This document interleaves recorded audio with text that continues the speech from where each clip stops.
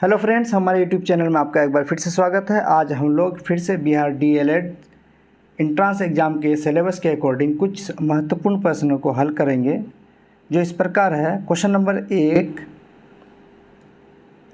गांधी जी ने दांडी यात्रा किस तिथि को आरंभ की? गांधी जी ने दांडी यात्रा किस तिथि को आरंभ की? तो इसका सही उत्तर हो जाएगा गांधी जी ने 12 मार्च 1930 को दांडी यात्रा शुरू की। 12 मार्च 1930, 12 मार्च 1930, ऑप्शन नंबर सी। अगला प्रश्न है, गांधी जी ने असहयोग आंदोलन की शुरुआत कब की?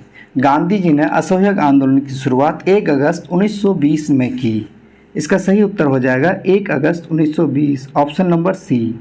अगला प्रश्न है, गांधी जी ने सविनय अवज्ञा आंदोलन का आरंभ किस कार्य से किया? तो इसका सही उत्तर हो जाएगा दांडी यात्रा द्वारा।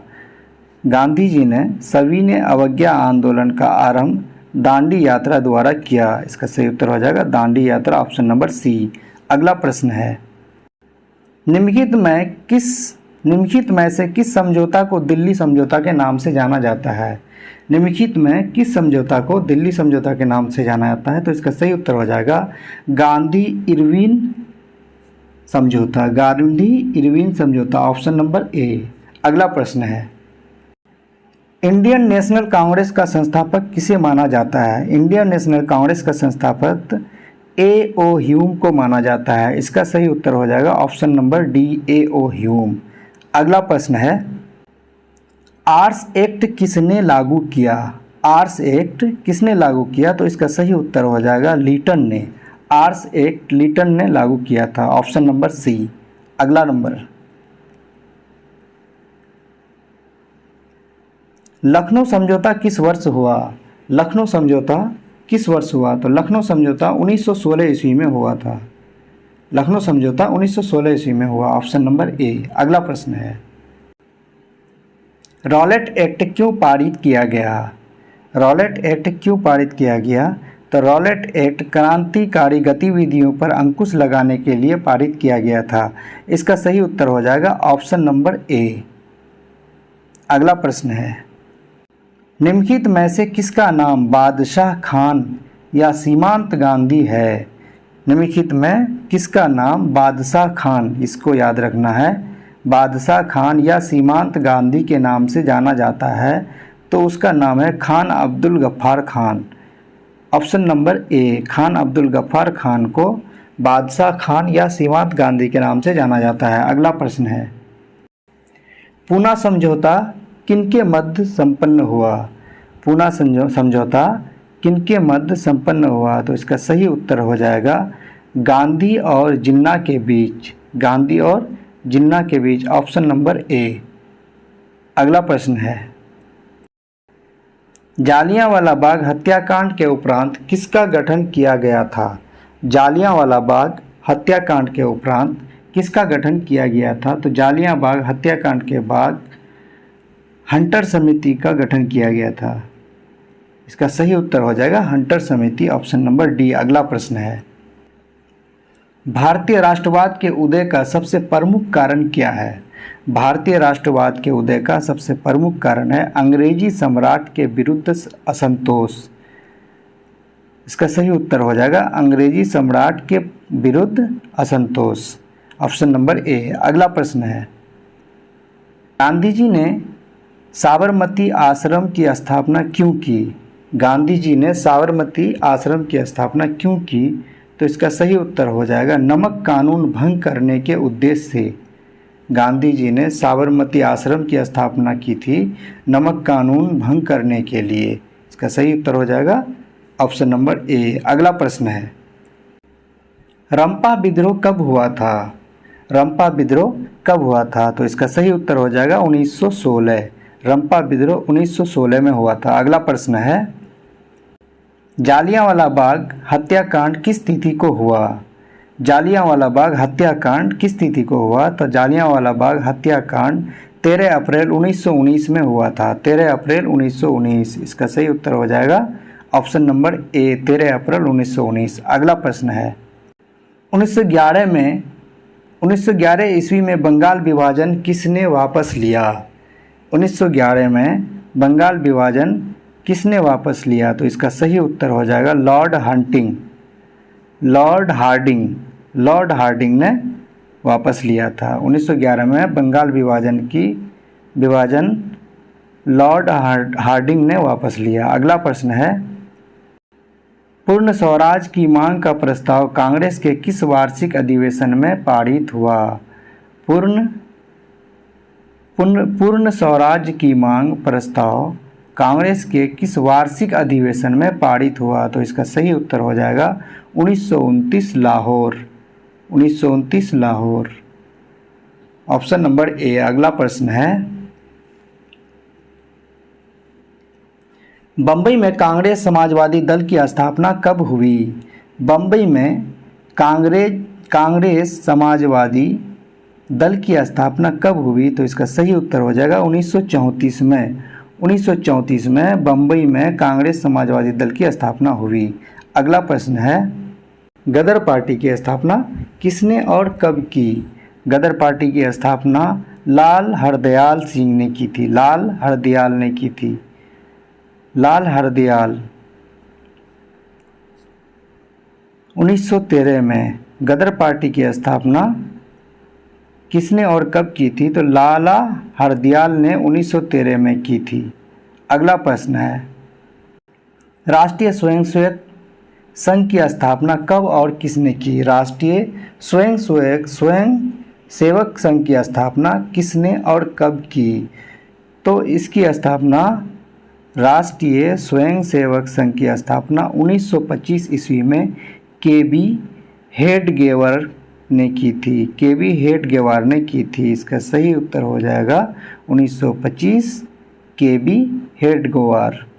अगला प्रश्न है, हिंद स्वराज पुस्तक किनके द्वारा लिखी गई? हिंद स्वराज पुस्तक किनके द्वारा लिखी गई? तो इसका सही उत्तर हो जाएगा मोहनदास करमचंद गांधी। हिंद स्वराज पुस्तक की रचना मोहनदास करमचंद गांधी ने की थी।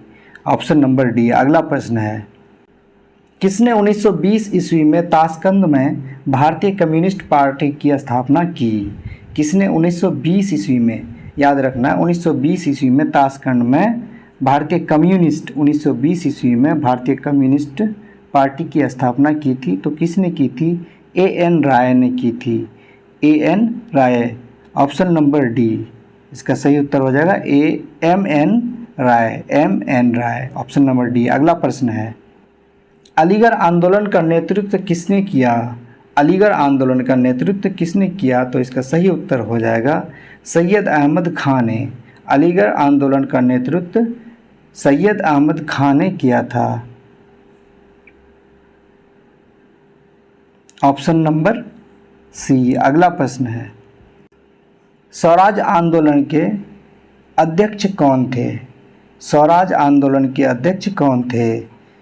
तो इसका सही उत्तर हो जाएगा मोतीलाल नेहरू। स्वराज आंदोलन के अध्यक्ष मोतीलाल नेहरू थे। इसका सही उत्तर हो जाएगा Motilal Nehru. Option number B. अगला प्रश्न है, किस तिथि को पूर्ण स्वतंत्रता दिवस घोषित किया गया? तो इसका सही उत्तर हो जाएगा 1 मार्च 1932 को पूर्ण स्वतंत्रता दिवस घोषित किया गया। 1 मार्च 1932 सही ऑप्शन हो जाएगा 1 मार्च 1932। Option number D. अगला प्रश्न है, आर्य समाज की स्थापना किसने की थी? आर्य समाज की स्थापना दयानंद सरस्वती ने की थी। इसका सही उत्तर हो जाएगा Dayanand Saraswati. Option number D. अगला प्रश्न है, वल्लभ भाई पटेल को सरदार की उपाधि किस किसान आंदोलन के दौरान दी गई? वल्लभ भाई पटेल को सरदार की उपाधि किस किसान आंदोलन के दौरान दी गई? तो इसका सही उत्तर हो जाएगा बारदोली किसान आंदोलन के दौरान जो है वल्लभ भाई पटेल को सरदार की उपाधि दी गई थी। अगला प्रश्न है, असहयोग आंदोलन का प्रस्ताव कांग्रेस के किस अधिवेशन में पारित हुआ? असहयोग आंदोलन का प्रस्ताव कांग्रेस के किस अधिवेशन में पारित हुआ? तो इसका सही उत्तर हो जाएगा सितंबर 1920। जो कलकत्ता में हुआ था। सितंबर 1920 में जो कलकत्ता में कांग्रेस का अधिवेशन हुआ था, उसी में जो है असहयोग आंदोलन का प्रस्ताव पारित किया गया था। अगला प्रश्न है, भारत में खिलाफत आंदोलन कब और किस देश के शासक के समर्थन में हुआ था? भारत में खिलाफत आंदोलन कब और किस देश के शासक के समर्थन में हुआ? इसका सही उत्तर हो जाएगा 1930 तुर्की। 1930 में तुर्की शासक के समर्थन में शुरू हुआ। अगला प्रश्न है, अली मुसालियार ने किस विद्रोह का नेतृत्व किया था? इसका सही उत्तर हो जाएगा मोपला विद्रोह, ऑप्शन नंबर डी। अली मुसालियार ने किस विद्रोह का नेतृत्व किया था? तो अली मुसालियार ने मोपला विद्रोह का नेतृत्व किया था। इसका सही उत्तर है मोपला विद्रोह, ऑप्शन नंबर डी। अगला प्रश्न है, खलीफा पद की समाप्ति तुर्की में कब संपन्न की गई? खलीफा पद की समाप्ति तुर्की में कब संपन्न की गई? तो इसका सही उत्तर हो जाएगा 1924, ऑप्शन नंबर ए। खलीफा पद की समाप्ति तुर्की में 1924 में की गई।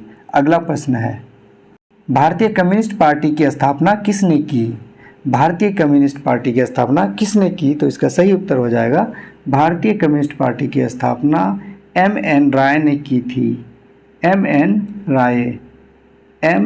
राय, इसका सही उत्तर हो जाएगा M.N. Roy, option number A. अगला प्रश्न है, गांधी जी ने किस गोलमेज सम्मेलन में भाग लिया? तो इसका सही उत्तर हो जाएगा द्वितीय। गांधी जी ने द्वितीय गोलमेज सम्मेलन में भाग लिया, ऑप्शन नंबर बी। अगला प्रश्न है, साइमन कमीशन किस वर्ष भारत आया? साइमन कमीशन किस वर्ष भारत आया? इसका सही उत्तर हो जाएगा 1928, ऑप्शन नंबर डी।